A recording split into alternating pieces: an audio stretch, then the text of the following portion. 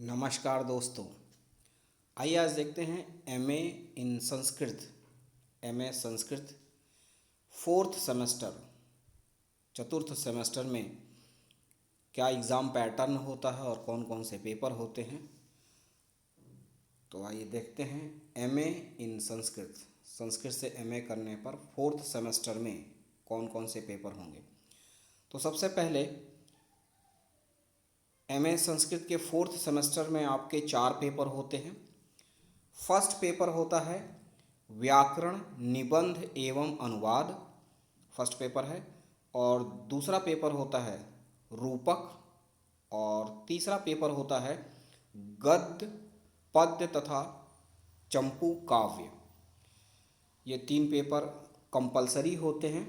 Fourth जो paper होता है वो होता है ऑप्शनल यानी वैकल्पिक। इसमें कवि विशेष पर होता है।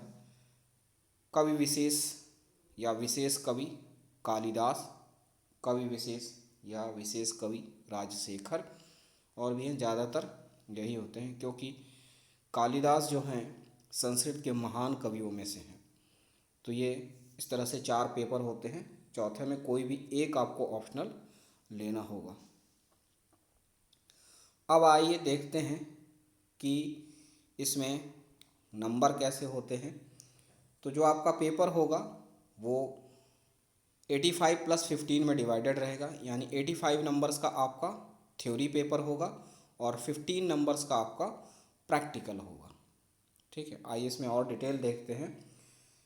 इसके अलावा फोर्थ सेमेस्टर में आपका एक प्रोजेक्ट वर्क होगा, परियोजना कार्य, प्रोजेक्ट वर्क 100 नंबर्स का।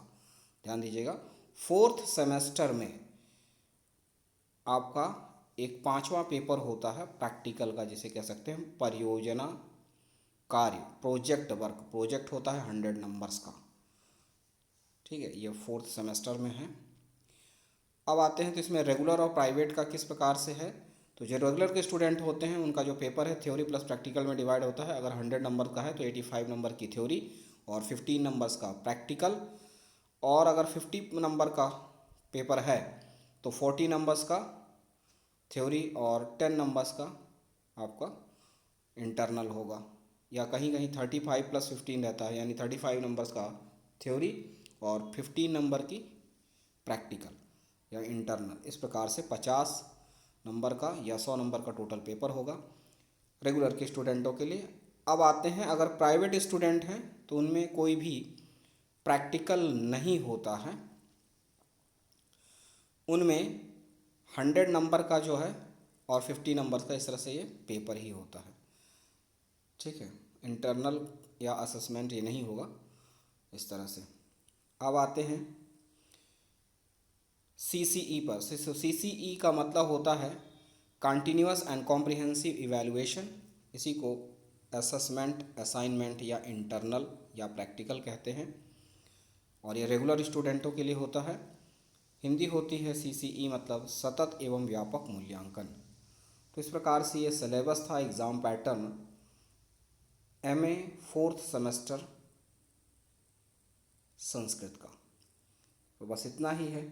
मिलते हैं अगले वीडियो में, तब तक के लिए नमस्कार, धन्यवाद।